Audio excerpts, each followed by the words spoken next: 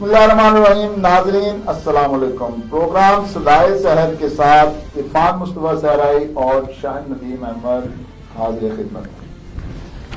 ناظرین، ایک طرف ایران امریکہ معاہدہ ہونے جا رہا ہے تو دوسری جانب سندھ طاس معاہدے کو لے کر پاک بھارت کشیدگی میں اضافہ ہو رہا ہے. پانی پی ٹی آئی کو بھی مائنس کیا جا رہا ہے اور عوام دشمن بجٹ عوام دوست بن کر پاس ہو رہا ہے. ان سب پر بات ہوگی، مگر اس کا آغاز ایران اسرائیل جنگ بندی کے بعد کی صورتحال سے کرتے ہیں. شاہد صاحب، کیا ایران کوئی ایسا معاہدہ کرنے جا رہا ہے کہ جس کے ایٹمی قوت بننے سے دستبردار ہو جائے گا؟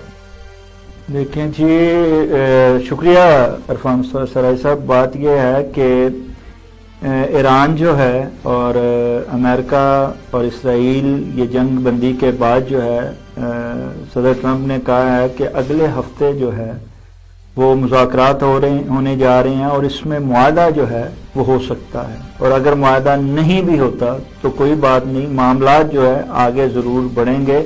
اور کیونکہ ہم نے ان کی جوہری صلاحیت جو ہے ایران کی ختم کر دی ہے. اب ایک طرف تو صدر ٹرمپ کا یہ بیان ہے، جبکہ ان کا اپنا ہی میڈیا یہ کہہ رہا ہے کہ ان کی جوہری صلاحیت ختم نہیں ہوئی ہے. اور رہی بات معاہدے کی، تو ایران معاہدہ تبھی کرے گا، اور اس کے رویے سے بھی جنگ میں اور جنگ کے بعد بھی جو ان کا رویہ ہے وہ بتا رہا ہے کہ وہ تبھی معاہدہ کرے گا جو غیر مشروط ہوگا.